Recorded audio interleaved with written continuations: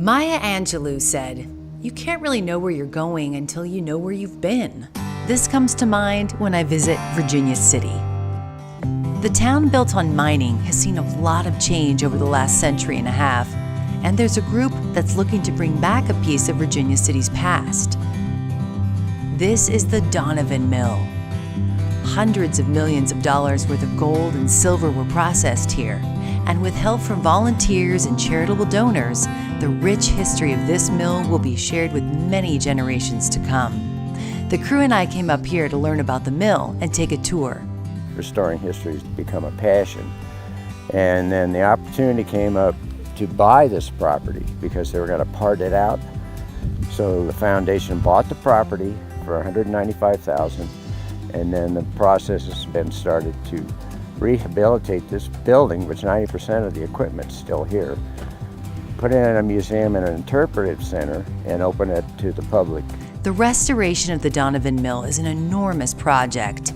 As it turns out, getting rock from the ground and processing it down to bars of gold and silver is really hard work. Stephen took me through the process, and it starts at the jaw crusher. Okay, so the ore was brought here by wagon originally. Then the V&T Railroad, when it was built, had a spur that came here. So they would bring carloads of rock, some too big to even go into the unit. So then they'd have guys here with sledgehammers busting it down so it'd at least go into this unit, which is a jaw crusher.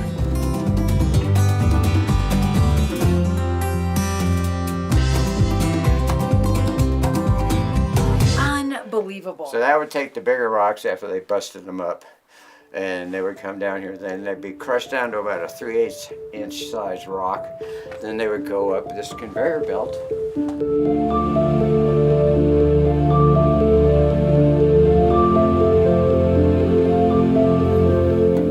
Not a job I would like. Wow, fantastic. So here we are up at the top. Now the ore would be dumped through that chute into selective ore bins, 50 tons each, and then it would be stamped with a stamp. Now, and correct me if I'm wrong, but when you started to restore this, there was actually ore still in here? Not in these, in the bins that are further over.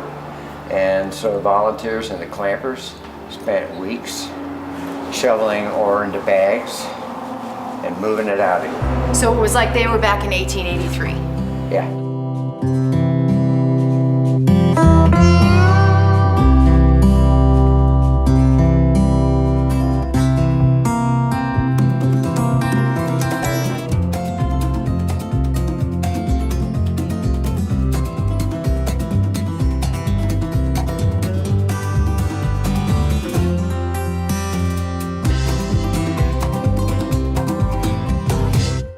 These are a set of stamps. There's 5 sets of stamps in the 4 units, so there's 20 stamps here, and they can be run separately.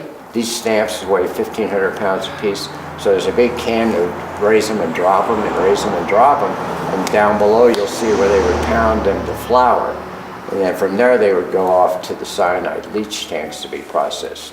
And this is actually where the foundation is hoping that these will work.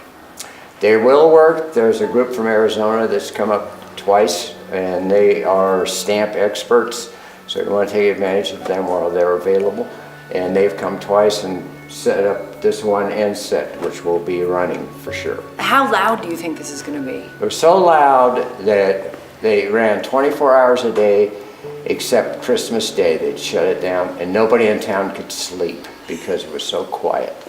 Well, do you think you'll be able to vibrate the whole town when you get them running again? Well, that's going to be powerful. Definitely vibrate something, that's for sure.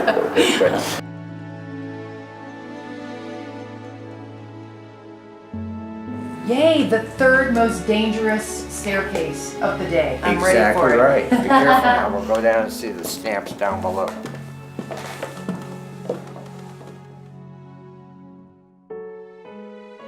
Okay, so at this point now, how fine is the rock? At this point, the rock is 3/8. It's coming down into these stamps. So the stamps weigh 1,500 pounds a piece, and they're dropped about 1.5 feet. And then they would be crushed into really fine ore. And the crush would depend on how fine they had to grind it to get the gold released and silver. So they would take screens like these, and this is a really fine screen, and then they get wider. Okay. So depending, they would crush it to flow through one of these screens. And the screens would be dropped in place like this. Okay.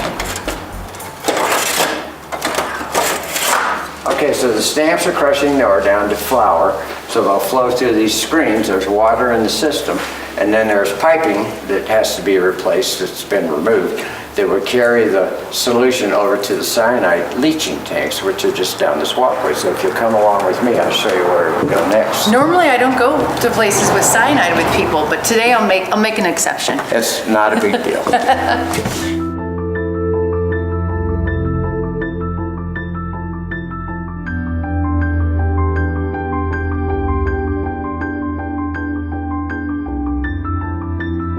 So the piping is taking the powder form, basically. Now you're going to go to the cyanide tanks. Right. So the solution would be pumped into these cyanide tanks, which had a mild solution of cyanide in them. The cyanide is the chemical that releases the gold and silver out of the rock. The heavy metal, the gold and silver, settles to the bottom, and then it's pumped from there into the next room I'll show you, which is called the zinc room, and then the waste material was pumped outside and hauled off. So. And you were saying too that this was a family business, and that inside the zinc room, you may have 2 young girls working in there. Donovan had his 2 daughters working here, and when they were 10 and 11 years old, their job was to work in the zinc room and scrape off the material off the presses, which I'll show you in there. So what you're saying is no child labor laws back then? It was family. That's right. It's family. It's a family business. It's a family business. Making gold and silver. Exactly right.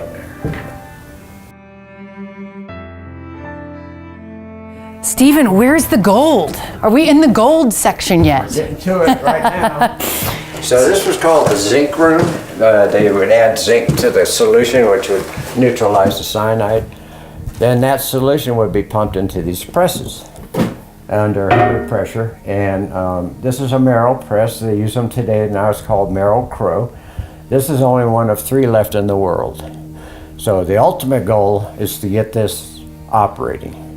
But what would happen is, after it went through the zinc process, the solution would be pumped up into this press, and between each of these panels was a fabric. Oh, wow. The clay, the compound, would be collected on these as a cake.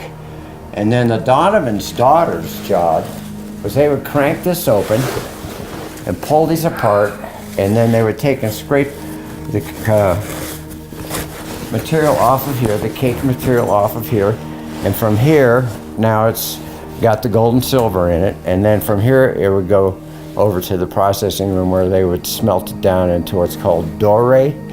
Doré is a combination of the metals. It's silver and gold together into one bar. And then from there, that would be fired into different temperatures, one to release silver and one to release gold. They heat at different temperatures and release. So what you're telling me right here is that this process was so important that you had your kids do this, because now you're getting down to the nitty-gritty. This is where the gold and the silver is. Right, and it was a family operation, and this is something that the daughters could do. And what do we have over here? Well, this is the equipment that would pump the solution, and the zinc would be applied and neutralize the cyanide. And there's a lot of stuff going on in here which we're still trying to interpret and figure it out. But if we're lucky, we'll find someone who's done it and knows it, and they can say, well, yeah, that valve did this, that valve did that. And so when the museum is finally finished and this interpretive center is open, we'll have complete story about every part of it and every segment of it and how it worked and what the ultimate results were. Not only are you an artist, but you're an archaeologist. You're really, each layer of this is being dug up for you as well. It's being dug up, yes, and we're finding history every time we dig something up.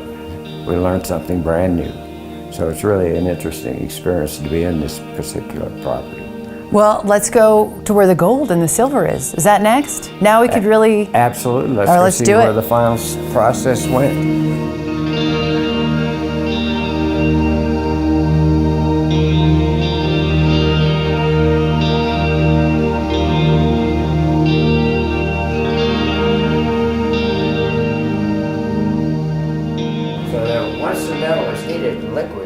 Then this would be used to tip the crucible, and they would pour the hot metal into bars, which is called doré. Okay. The doré contains the gold and silver. So after that, the process becomes refining the doré into each metal, and that's done in a separate entity altogether. So is it like a bar, a giant bar here at this point, or is it just a flat? No, it's a bar.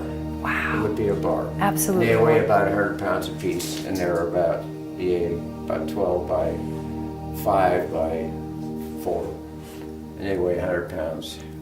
And then from those bars is where we make the jewelry. The jewelry, yes, and the coins, yes. I like that. The jewelry Yes. and the money. That's what it's all about on the Comstock. Work on the restoration has already begun. Stephen brought me back to meet Don and Elaine Bergstrom, who've been working with contractors and volunteers to shore up the backside of the building. This is the beginning of the whole project because this was in dire need of immediate help. So this particular corner of the Dazzit Mill, which you had talked about before, had dropped about 3 feet because of rot and the timber. It sunk into the soil and it was on the verge of collapsing. And we'll have to show you some pictures of the earlier views. So then we got a house mover in here. And this cribbing that you see here behind Stephen, Okay. and in here, Oh, wow. was all cribbing that was installed by the house mover. He jacked the whole ore bins up about 3 feet. Oh, wow. In order for us to start working on them. After it was jacked up, then we started cutting some of the timbers off. There you can see one part of the timber that was just rotted. I'm just so excited to see what this final project will look like, and I'm just so honored and excited that the Comstock Foundation has really continued to preserve something that's such a part of Nevada history. This is the next stage of where Virginia City is, and we need to preserve that history but also pass it on to the next generation. So thank you both so very much. Thank you, Stephen, for the wonderful Thank tour. you This very has much. been We appreciate it. fantastic. Since filming this video, the Northern Nevada Development Authority awarded the Comstock Foundation with the Pioneer Boundary Peak Award for Best Nonprofit of 2018. The Comstock Foundation has also received a $20,000 grant from the NV Energy Foundation, which will be used to fund the museum and architect. Virginia City. History was made here. Gold and silver was mined here. Thanks to the Comstock Foundation, that history will be shared with the next generation.